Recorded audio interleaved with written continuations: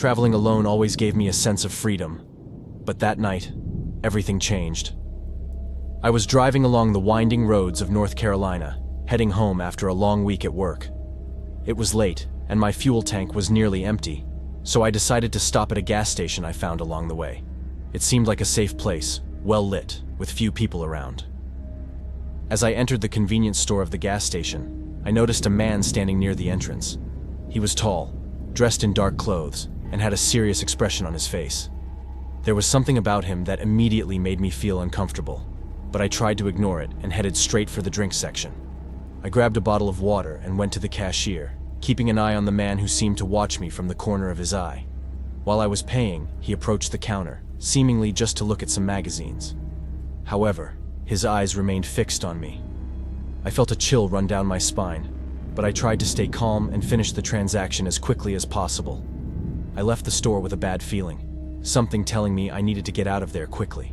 Back at the car, I started to get ready to continue my journey, but I couldn't help but look in the rearview mirror.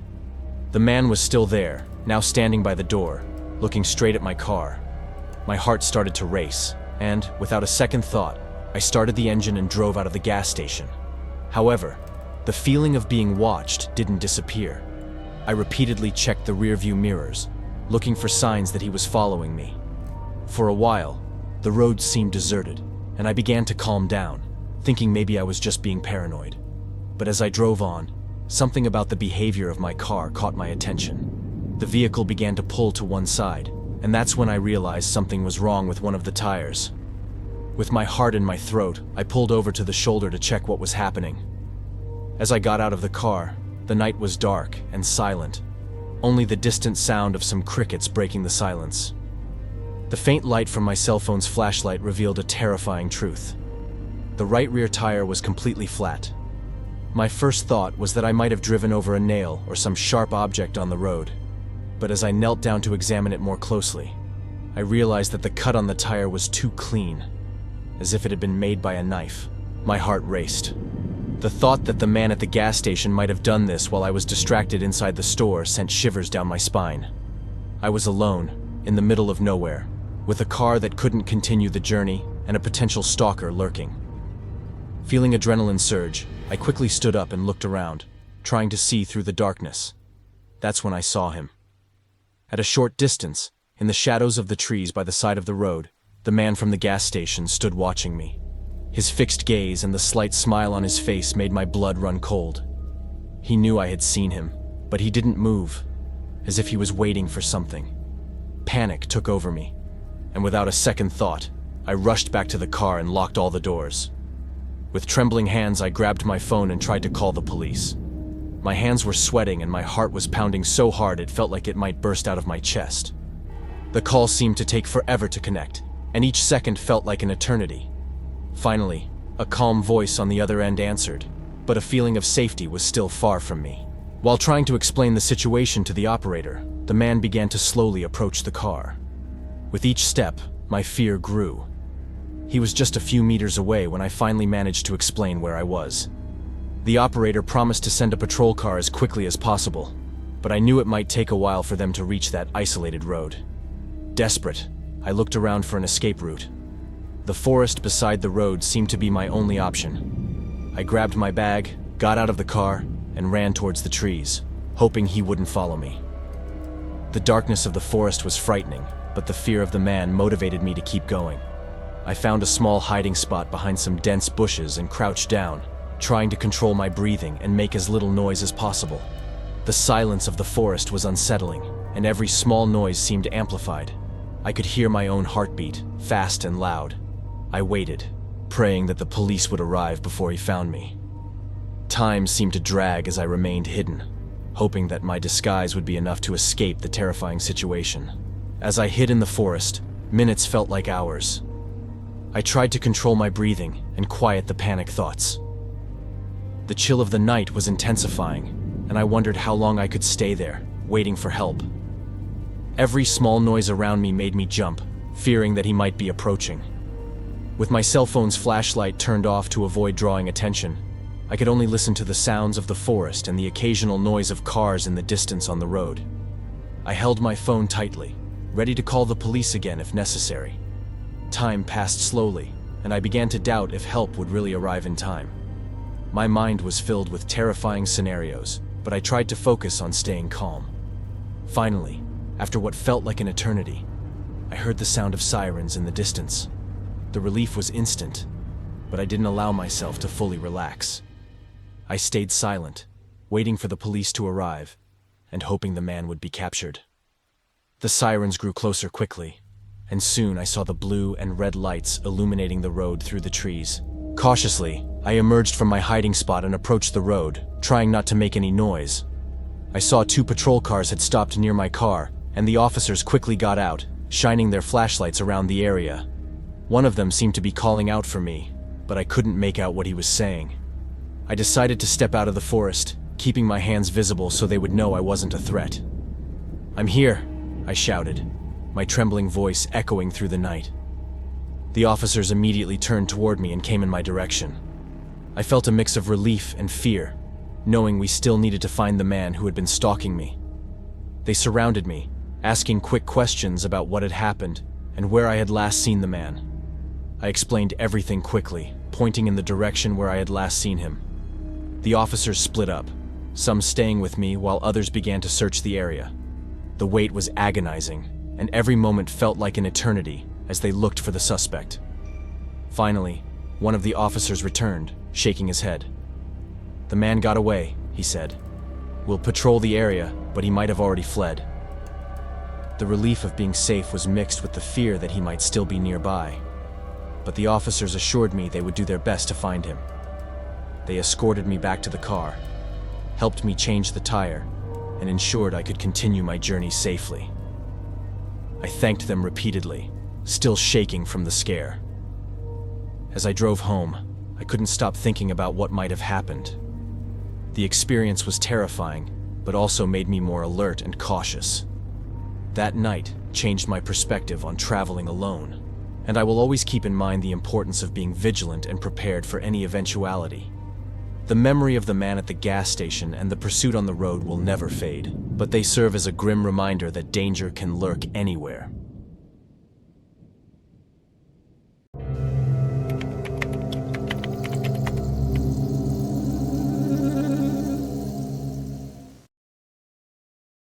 My daughter and I were on our way to my parents' house for a long overdue visit.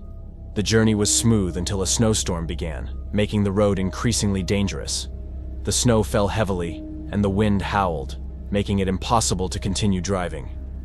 I decided the best option was to stop at a motel until the storm passed.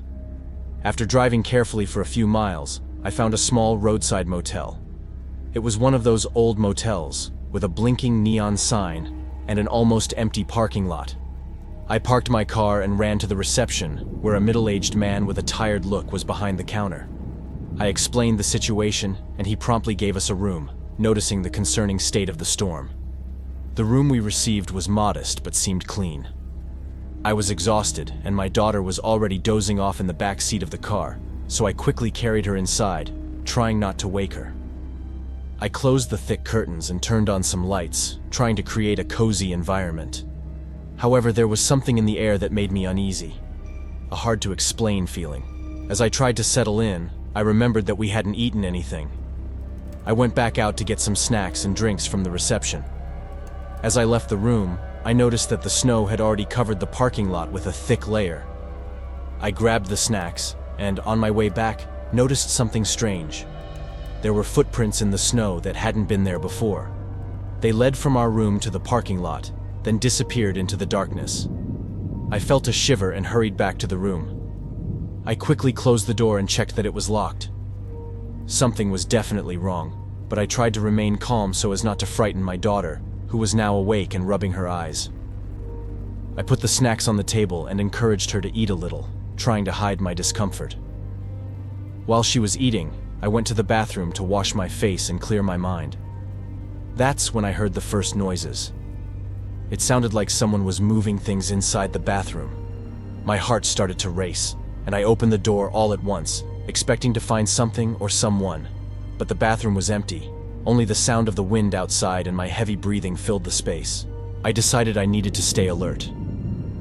I closed the bathroom door and went to bed, trying to maintain a calm appearance. But my mind was racing, analyzing every sound and movement around us. The night progressed, and my daughter finally fell asleep, exhausted from the long journey and the unfamiliar environment.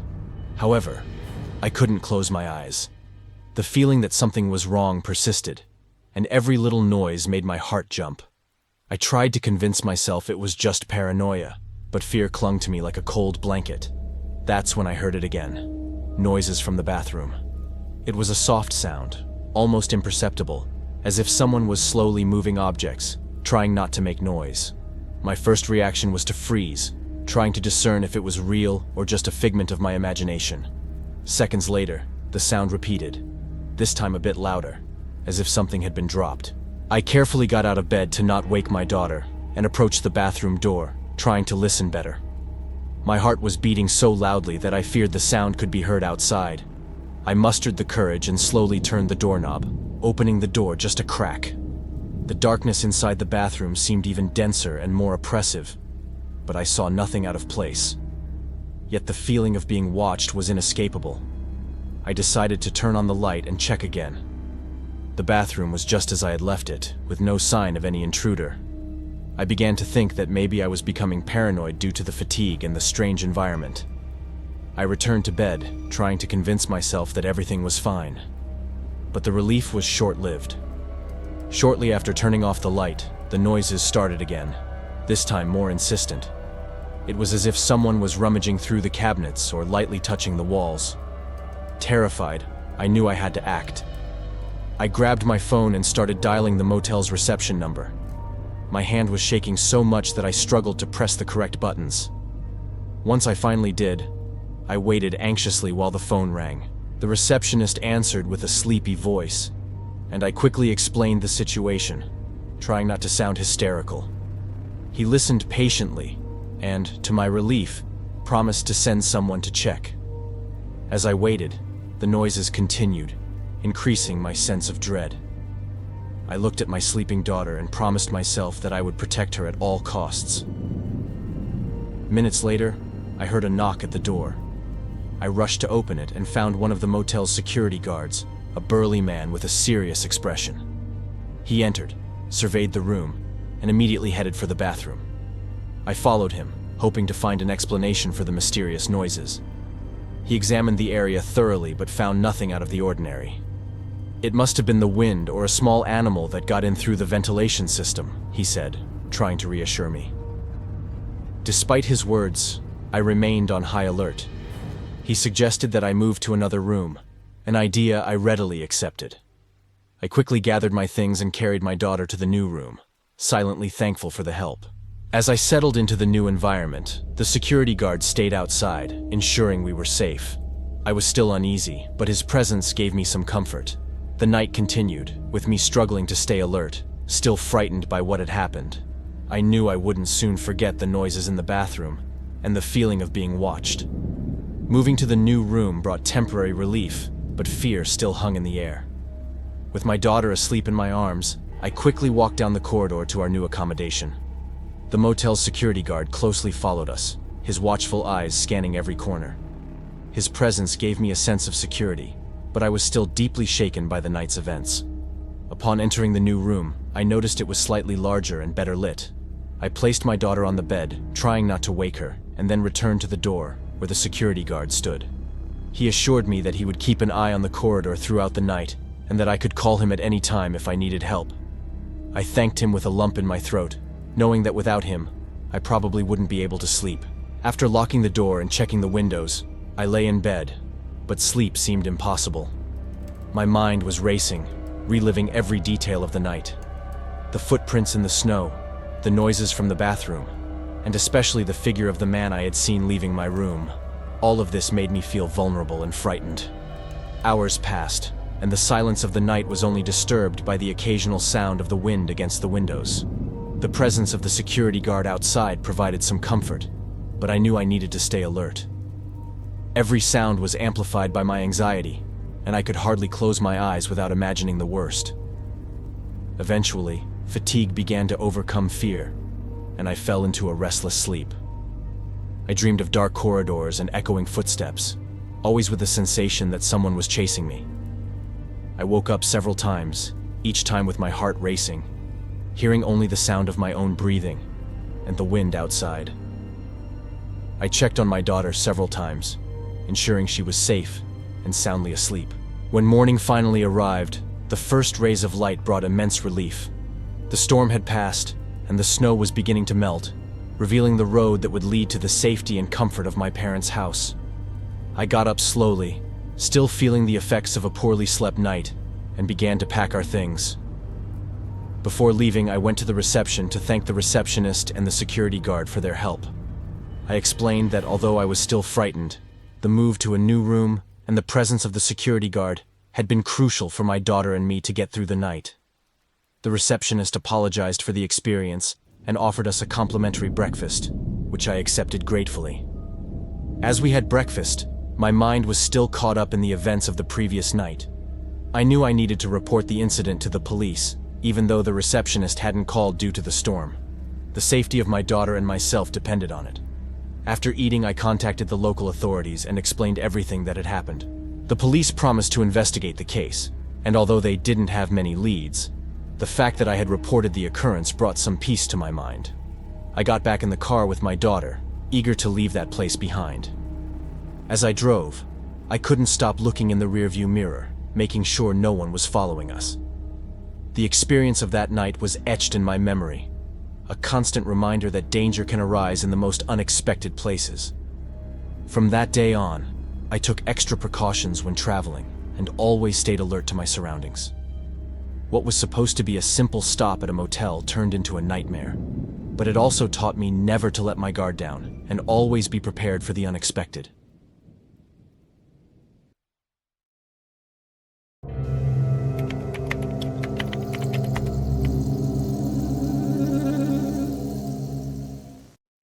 I was driving from New York to Massachusetts, a long journey that would take me to a series of job interviews.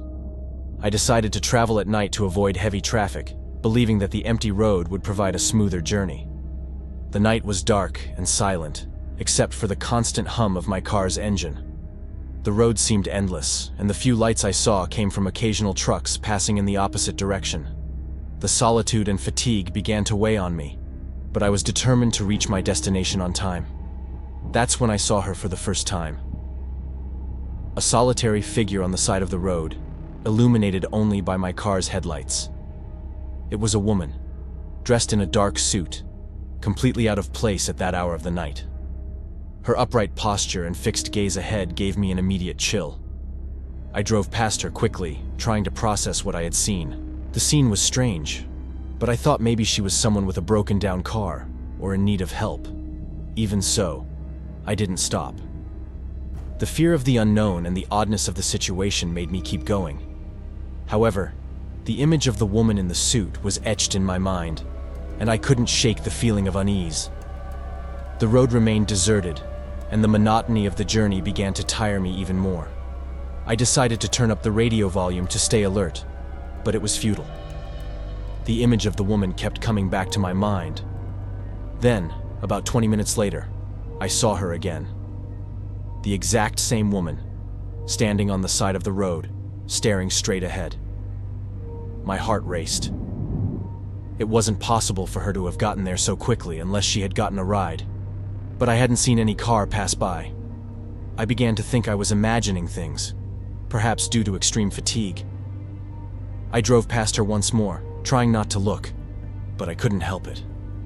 Her eyes seemed to follow my car, and the sensation of being watched left me even more unsettled. That second appearance put me on high alert. The road seemed darker, and every shadow became a potential threat. I continued driving, my eyes constantly scanning the horizon for any sign of the woman. My mind was torn between the need to reach my destination and the growing fear that something inexplicable was happening. The road seemed longer and more sinister after the woman's two appearances. Exhaustion began to weigh on me, and the fear made every minute feel like an eternity. The image of that woman, standing by the roadside, haunted me. I knew I needed to rest, but the desire to reach my destination and the unease caused by the apparitions kept me moving. It was when I saw her for the third time that my heart nearly stopped. There she was, standing by the side of the road as if she were waiting for me. This time I tried to ignore her, telling myself it was just the result of fatigue and stress. I kept driving, but now I was certain something was very wrong. Each mile felt like a battle against my own nerves. With every new curve in the road, my fear increased. The darkness around the car seemed to close in on me, and the headlights illuminated only a few meters ahead. I began to see shadows at the corners of my peripheral vision, which only heightened my sense of paranoia. What frightened me the most was the idea that, even if I was hallucinating, the feeling of danger felt incredibly real. Then it happened. I glanced in the rearview mirror and for a brief moment saw the woman sitting in the back seat of my car.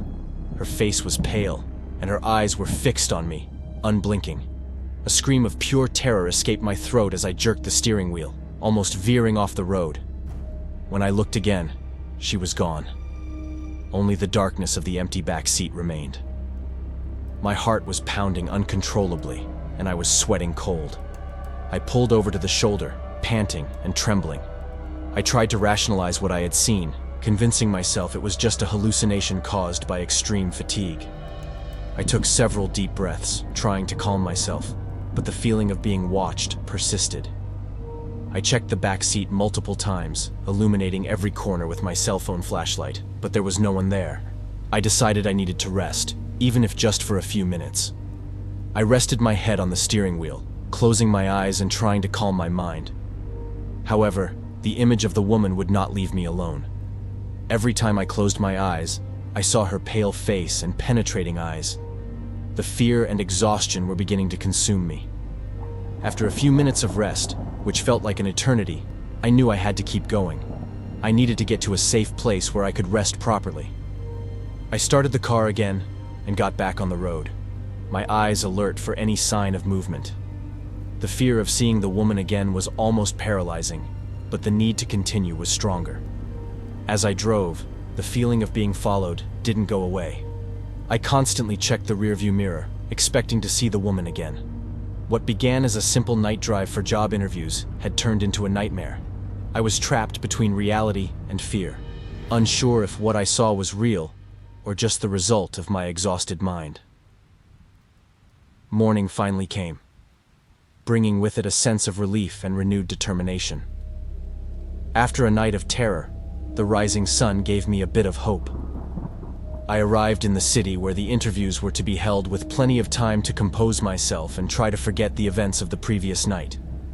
I needed to focus on the interviews after all. This was an important opportunity for my career. Parking the car and entering the office building, I took a deep breath, trying to leave behind the disturbing images of the woman on the road. The receptionist greeted me with a smile and directed me to the waiting room. Sitting there, I tried to mentally review my answers to the interview questions, but my mind kept returning to the inexplicable events of the previous night. When I was called in for the first interview, I stood up and walked to the designated room. The environment was modern and well lit, starkly contrasting with the darkness and terror of the road. I entered the room and was greeted by a woman, the interviewer, who stood up to shake my hand. The sensation of déjà vu hit me like a punch in the stomach. The woman before me bore an uncanny resemblance to the figure I had seen on the road. Her facial features, haircut, even her serious expression were almost identical. My mind reeled as I tried to comprehend what was happening. It was impossible, but there she was, in the flesh, greeting me with a professional smile. "Please have a seat," she said, pointing to the chair in front of her desk. I did my best to maintain composure as I sat down, trying not to let my panic show. She began asking questions about my experience and skills, and I responded automatically, without really thinking about what I was saying. My mind was split between the interview and the image of the woman on the road. With every word she spoke, my anxiety grew. I tried to find some rational explanation for the resemblance. Perhaps it was just a bizarre coincidence, or my mind playing tricks on me after a sleepless night. But the feeling of unreality was overwhelming, and I could barely focus on the questions. During a moment of silence while she reviewed my resume, I decided to take a risk. "Excuse me, but have you ever been on the road between New York and Massachusetts?" I asked, trying to sound casual. She looked up, appearing a bit surprised by the question, but answered calmly, "No, I've never been there. Why do you ask? I tried to hide my relief and frustration at the same time. Perhaps I really was hallucinating. I decided not to press the matter further and focused on finishing the interview. Despite my disturbed mental state, I managed to answer the remaining questions. And finally, the interview came to an end. I thanked her for the opportunity and left the room, still struggling to process everything. As I exited the building, I looked back, trying to make sense of what had happened. The resemblance between the woman on the road and the interviewer was undeniable, but the explanation continued to elude me. Perhaps it was a combination of exhaustion and stress, or maybe something more inexplicable was at play. Either way, the experience left me with a sense of unease that I knew would take time to fade. I conducted the rest of the interviews with the same feeling of strangeness, but nothing else unusual occurred. When I finally finished, I got back into the car and began the long drive home, this time during the day. The road looked different in the sunlight, less threatening. However, the memory of that night and the mysterious woman on the road would never completely leave me. The experience served as a grim reminder of the thin boundaries between reality and imagination, and the impact that fear and exhaustion can have on the human mind. Every time I think about that trip, I get a chill, remembering how something as simple as a night drive could turn into a nightmare.